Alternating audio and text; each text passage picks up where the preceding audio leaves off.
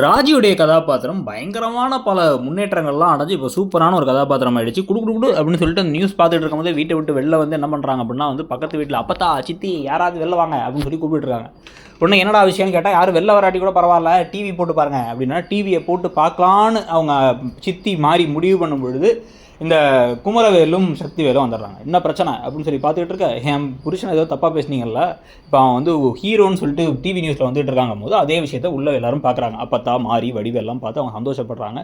உடனே இவங்க வந்து என்ன நினச்சிட்டு இருக்கா, அவளை சும்மா விட மாட்டேன் அப்படி இப்படி வந்து பேசி கோவப்பட்டு இந்த பக்கம் மாரியும் திட்டிட்டு சக்திவேல் திருப்பி வெளில வந்தால் கோமதி நான் கூட அமைதியாக இருக்கலாம், அவள் புருஷன் ஆனால் அவன் ஏன் அமைதியாக இருக்கணும், அதனால் அவள் பேசிட்டு தான் இருப்பா அப்படின்னு சொல்லிட்டு இருக்காங்க. அப்போ பாண்டியன் வேறு வந்துடுறாரு. வந்துட்டு இவனும் கூட என்ன பேச்சு வா உள்ளே போகலாம் அப்படின்னு கூப்பிட்டு போயிடுறாரு. இதுக்கப்புறம் தான் மொட்டை மாலை எல்லாரும் உட்காந்து பேசிக்கிட்டு இருக்க. அப்போ வந்து பரவாயில்ல ராஜியை நினச்சி வந்து லைட்டாக கதிர் கொஞ்சம் சிரிக்க, அப்போ வந்து கதிர்கிட்ட அவங்க காதல் கதையை சகோதரர்கள்லாம் கேட்குறாங்க. இவர் அதெல்லாம் ஒன்றும் இல்லை, என்ன தூக்க வருது, நான் பெயின் கில்லர் போட்டேன்னு படுத்தார்.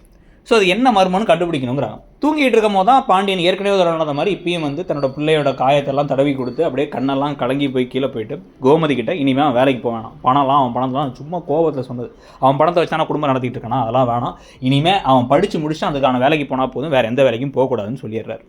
இது எல்லாத்துக்கும் நடுவில் அடுத்த நாள் காலில் வந்து பார்த்திங்கன்னா எல்லாரும் பேசிகிட்டு இருக்கும்போது குழலி அழுதுகிட்டே வந்து ஏன் கிட்ட சொல்லலை தம்பி அடி வாங்கினதுன்னு சொல்லிட்டு மட்டன் குழம்பு எடுத்து வச்சுருக்காங்கலாம் சொல்லிகிட்டு இருக்கும்போது தங்கமயிலோட அம்மா அப்பா வந்துடுறாங்க. வந்த உடனே நீங்கள் இப்போ தான் வருவீங்களா அப்படின்னு கேட்க, நாங்கள் அப்போவே வந்துட்டோமேன்னு சொல்லி சொன்ன உடனே அன்றைக்கி பிரச்சனைக்கு அப்போயே வந்துட்டோன்னு உடனே அவங்கள்ட்ட சொல்லியிருக்கீங்க என்கிட்ட சொல்லலையான்னு பேசிகிட்டு இருக்கும்போது சாப்பிட வாங்கன்னு உட்காந்துட்டாங்க. இப்போவும் வந்து தங்கமயிலோட அம்மா என்ன பண்ணுறாங்க, வேணும்னே வந்து மீனா என்ன பரிமாறாமல் உட்காந்து சாப்பிட்ற அப்படின்னு வந்து ஓவர் பேச்செல்லாம் பேசிகிட்டு இருந்தாங்க. அவங்க வேலைக்கு போகணுங்கிறத சொல்லிகிட்டு இருக்காங்க.